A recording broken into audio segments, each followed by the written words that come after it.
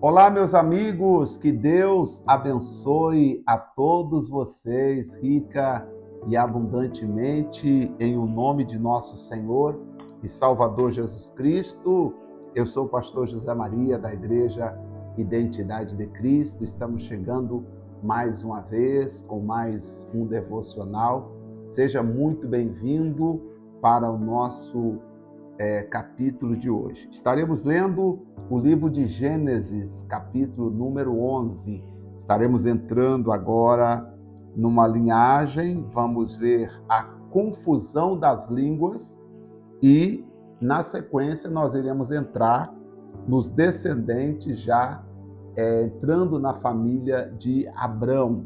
E a partir daí, a partir do capítulo 12, nós vamos entrar profundamente na história de Abrão. Eu quero que você mergulhe comigo em cada versículo, em cada palavra, em cada entendimento.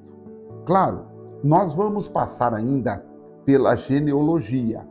E como eu falei, a genealogia é a parte mais difícil da gente pronunciar os nomes aqui, mas depois da genealogia, você vai entender a história de Abraão, você vai ficar fascinado com a história de Abraão. Então, vamos ao capítulo número 11 do livro de Gênesis.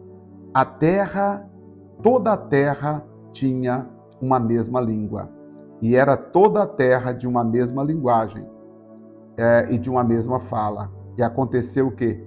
Partindo eles do Oriente, acharam um vale na terra de Sinar e habitaram ali. E disseram uns aos outros: Eia, façamos tijolos e queimamo-los bem. E foi-lhes o tijolo por pedra e o betume por cal. E disseram: Eia, edifiquemo-nos nós uma cidade e uma torre cujo cume toque nos céus, e façamo-nos um nome para que sejamos espalhados sobre a face da terra. Na verdade, o que eles queriam aqui é o seguinte: não tem as torres gêmeas? Não tem o prédio mais alto lá em Balneário do Camboriú?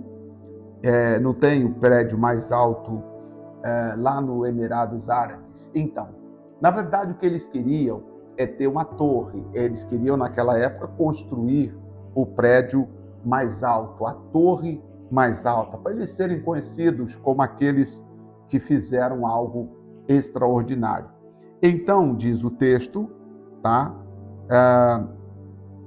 E espalharam para a face da terra. Então desceu o Senhor para ver a cidade e a torre que os filhos dos homens edificavam.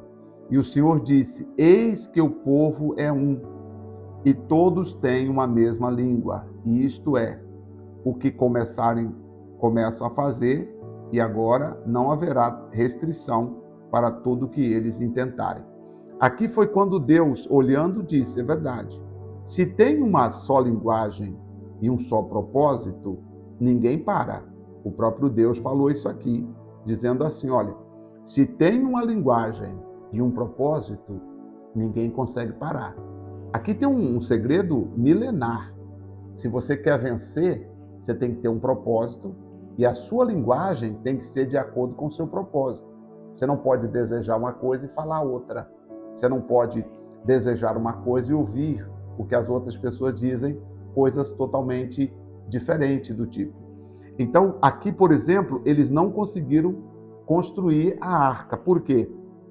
Porque o Senhor Deus não permitiu. Tá? O Senhor Deus confundiu a língua. Se eles tivessem continuado com um propósito, construir a torre, com uma só língua, uma só visão, um só pensamento, eles construiriam uma torre, com certeza seria destaque até hoje mundial. Então, eia, desçamos e confundamos ali a sua língua, para que não entenda um a língua do outro.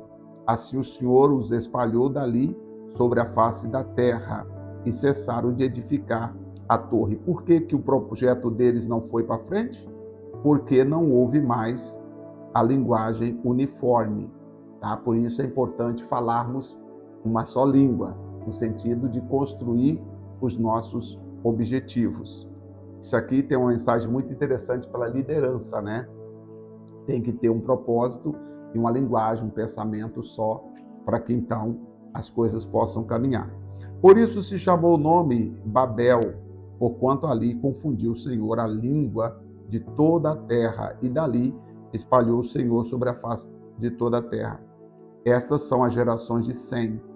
Sem era da idade de 100 anos e gerou Afaxade. 2 anos depois do dilúvio, tá? Que dá o tempo, né? Viveu Sem, depois que gerou Afaxade, 500 anos e gerou filhos e filhas. E viveu Afaxade 35 anos e gerou Selá. Viveu Afaxade depois que gerou Selá 400 anos e gerou filhos e filhas. Viveu Selá 30 anos e gerou Eber. E viveu Selá depois que gerou Eber 400 anos e gerou filhos e filhas. E viveu Eber 34 anos e gerou Peleg. E viveu Eber depois que gerou Peleg 400 anos e gerou filhos e filhas. E viveu Peleg 30 anos e gerou Reu. E viveu Peleg depois que gerou Reu 209 anos e gerou filhos e filhas. Aqui contando um pouco da história dos descendentes de Noé. Viveu Reu 32 anos e gerou Serug. E viveu Reu, depois que gerou Serug, 207 anos e gerou filhos e filhas. Viveu Serug 30 anos e gerou Naor. Guarda esse nome, tá? Guarda esse nome aqui, Naor. E viveu Serug, depois que gerou Naor, 200 anos, ok? E gerou filhos e filhas. E viveu Naor 29 anos e gerou Terá. Então, Naor era bisavô de Abraão, né? É isso mesmo, peraí. Terá, não, era o avô. O avô de Abraão era Naor. Abraão era filho de Terá. Terá, filho de Naor. E Naor era filho de Serug. Tá? Olha aí, filho de Serug. E assim vai voltando a geração. E viveu Naor, depois que gerou Terá, 119 anos e gerou filhos e filhas. E viveu Terá 70 anos e gerou Abrão, Naor e Arã. Aqui no versículo 26, o Terá entra para a história aqui, o Abraão, porque Terá 70 anos depois e gerou Abrão, Naor e Arã. Tá? E estas são as gerações de Terá. Terá gerou Abrão, tá? Gerou Naor e Arã. Arã gerou Ló. Não conta muito a história de Arã, ele morreu. Aqui diz o verso 28. E morreu Arã, estando seu pai Terá ainda vivo, na terra do seu nascimento, em Ur, dos caldeus. E tomaram Abrão, Naor, mulher para si. E o nome da mulher de Abraão era Sarai, e o nome da mulher de Naor era Milca, filho de Arã, filha de Arã. Tá? Então ele casou aqui com a parenta, pai de Milca, pai de Iscar. E Sarai foi estéril, não tinha filhos, e tomou Terá Abraão, seu filho, e a Ló, filho de Arã, filho de seu filho, e Sarai, sua nora, mulher de seu filho Abraão, e saiu com eles de Ur dos caldeus para ir à terra de Canaã, e vieram até Arã, tá? E em Arã habitaram ali, e foram os dias de Terá 205 anos, e morreu em Arã. Aqui tem coisa interessante para a gente entender. Bom, primeiro, nós vimos aqui que o Terá, ele pegou o filho, né, Ló, como filho agora, porque o pai de Ló havia morrido, Arã, e ele então carrega consigo o neto, vamos assim dizer, e tomou Terá Abrão, seu filho, e a Ló, filho de Arã.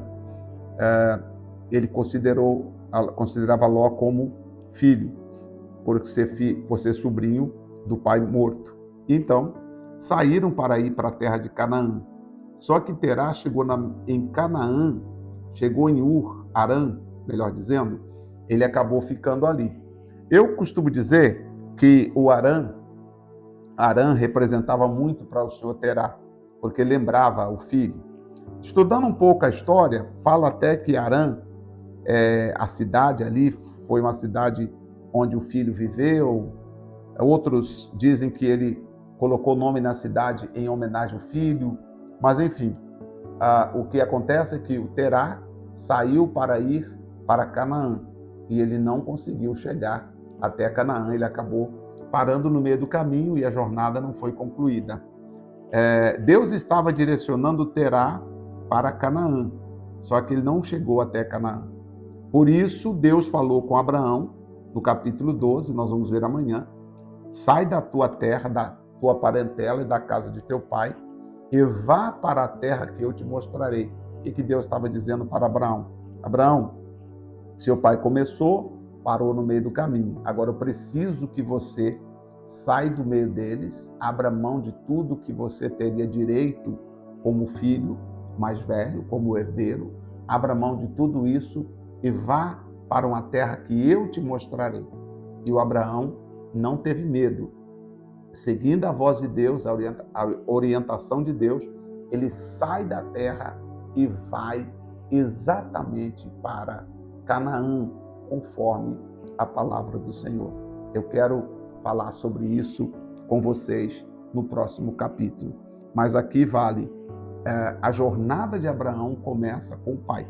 Apesar que o pai de Abraão não era cristão, o pai de Abraão não era temente a Deus, o pai de Abraão não servia ao Deus dos céus. A mãe de Abraão, sim, a esposa de Terá, sim, era a mulher de Deus, mas o senhor Terá não era um homem segundo a fé que o filho Abraão carregava. Então a fé que o Abraão carregava era por causa da mãe e não por causa do pai.